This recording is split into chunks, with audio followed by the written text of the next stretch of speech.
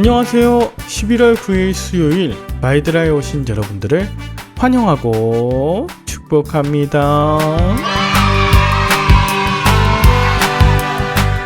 어제 저녁 가족들과의 짧은 여수 여행을 마치고 집으로 돌아왔습니다. 오늘부터 또다시 준비하고 감당해야 하는 일들이 참 많은데요.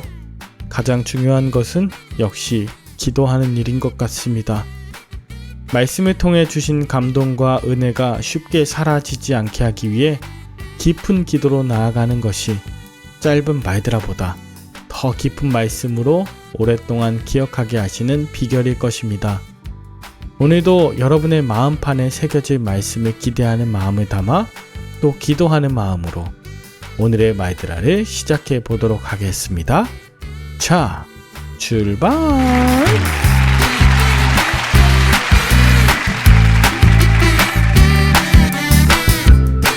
오늘은 누가복음 22장입니다. 오늘 본문에서는 예수님께서 제자들을 통해 유월절을 준비하게 하시고 최후의 만찬을 통해 그들에게 특별한 기억을 선물로 주십니다. 먼저 본문 1절에는 유월절이 다가오자 대제사장과 서기관들이 예수를 죽일 방도를 찾는다 합니다.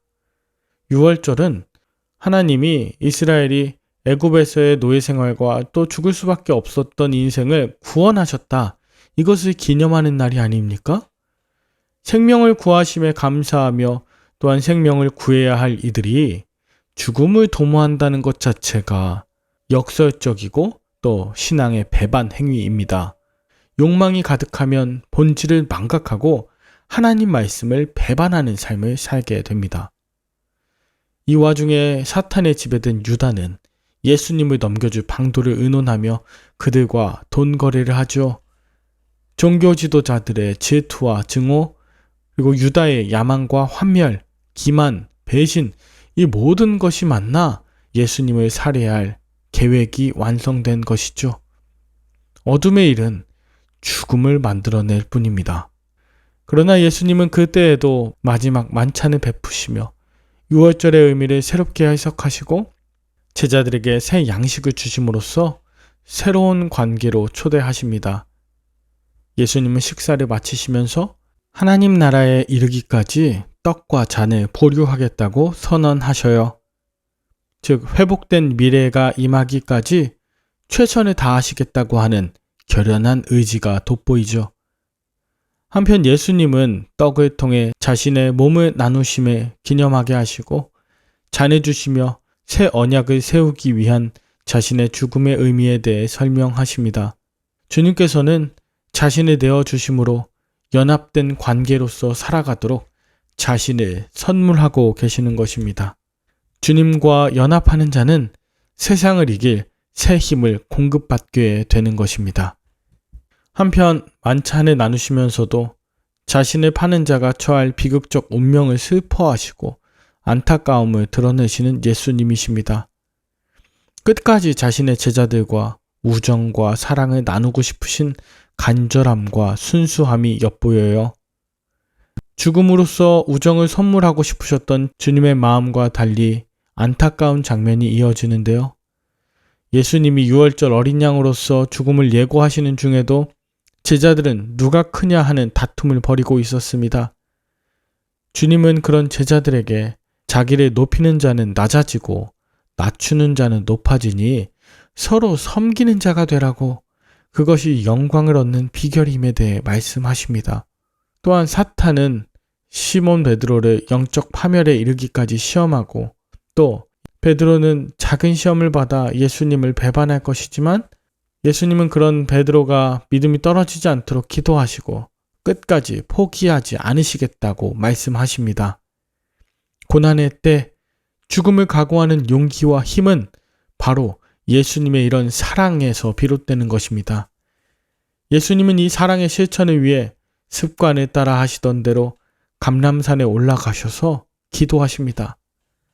그러면서 제자들에게 유혹과 시험을 이기기 위해 기도하라고 명령하셔요. 기도는 나를 유혹하고 시험하는 것이 무엇인지 파악할 수 있게 합니다. 반대로 기도하지 않는 자는 자신을 잘 모르고 또 자신을 지나치게 과신하는 교만한 자가 될 수 있습니다. 또한 예수님은 무릎을 꿇고 자신을 굴복시키는 기도를 통해 자신의 뜻이 아닌 바로 아버지의 원대로 되길 소망하는 참 기도의 정신을 보여주셨어요. 그럴 때 하나님의 뜻을 알고 그 뜻을 실천하겠다고 결단하는 기도가 바로 어둠의 권세를 이기는 능력이 되는 것입니다. 돈과 권력, 폭력으로부터 유혹과 위험을 당하는 모든 상황에 유일한 승리의 비결은 바로 진정한 기도입니다. 나와 가정, 교회와 나라를 위해 지금 우리가 해야 되는 것, 바로 주님께서 명령하신 일, 즉 기도하는 일입니다.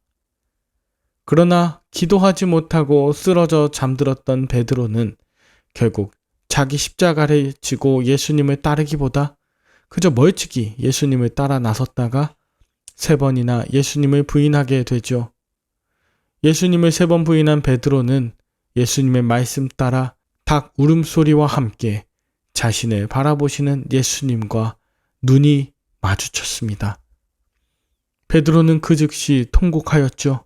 왜냐하면 그때 다름이 아닌 너는 돌이킨 후에 내 형제를 굳게 하라는 이 예수님의 말씀이 생각났기 때문이죠. 예수님의 눈빛은 그것이었어요. 예수님의 눈빛은 말씀을 기억나게 하고 또 베드로를 향한 기도가 기억나게 하고 베드로를 향한 씻음과 나눠줌과 그 사랑이 기억나게 하는 눈빛이었습니다. 그러나 이것 역시 베드로가 예수님과 눈빛이 마주될 만큼 가까이 갔기 때문에 있었던 일이에요. 예수님과의 교제의 간격, 말씀을 듣는 간격이 길고 커질수록 예수님이 아닌 다른 것을 붙잡을 여지가 커져요. 마귀에게 틈을 주지 않으려면 예수님을 멀찍이 따르는 것이 아닌 바짝 따라 나서야 합니다. 십자가 고난을 회피하고 싶은 유혹이 찾아올 때마다 돌이킨 후에 내 형제를 굳게 하라는 이 말씀과 예수님의 눈빛을 다시 기억해야 할 것입니다.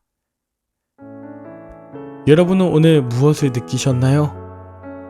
저는 오늘 말씀을 통해 작년 이맘때쯤에 섬기던 교회에서 사임할 마음을 갖게 된 것, 바로 이 누가복음을 묵상하던 중에 결정하게 된 것임을 깨달았습니다.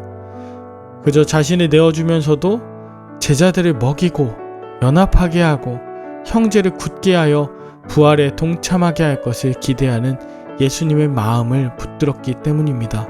물론 그 와중에도 가룟 유다와 같은 자도 있고 또 베드로와 같은 자도 있었습니다만 중요한 것은 남이 아닌 바로 내가 주님의 곁에 바짝 붙어서 함께 동행하고 있는가, 또 위기의 순간에 무릎으로 나아가 하나님의 뜻을 붙잡고 있는가, 또 말씀이신 주님과 함께 눈을 맞추며 살아가고 있는가를 돌아보는 것이었어요. 말씀을 가까이 하고 기도하는 습관을 통해 아버지의 뜻을 늘 놓치지 않는 저와 여러분들의 남은 2022년이 다 되실 수 있기를 마음 다해 축복합니다. 함께 기도할까요? 하나님 아버지, 6월절이 다가옴에 따라 자신을 내어주셨고 제자들이 승리할 수 있도록 중보하셨고 마침내 고난의 길을 피하지 않으신 주님을 다시 보게 하여 주심에 감사합니다.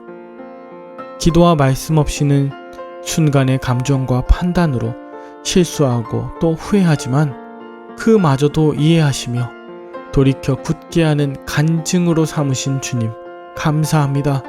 어떠한 유혹과 핍박 중에도 주님을 놓치는 일 없도록 나의 십자가를 지고 예수님을 바짝 따르게 하여 주시옵소서.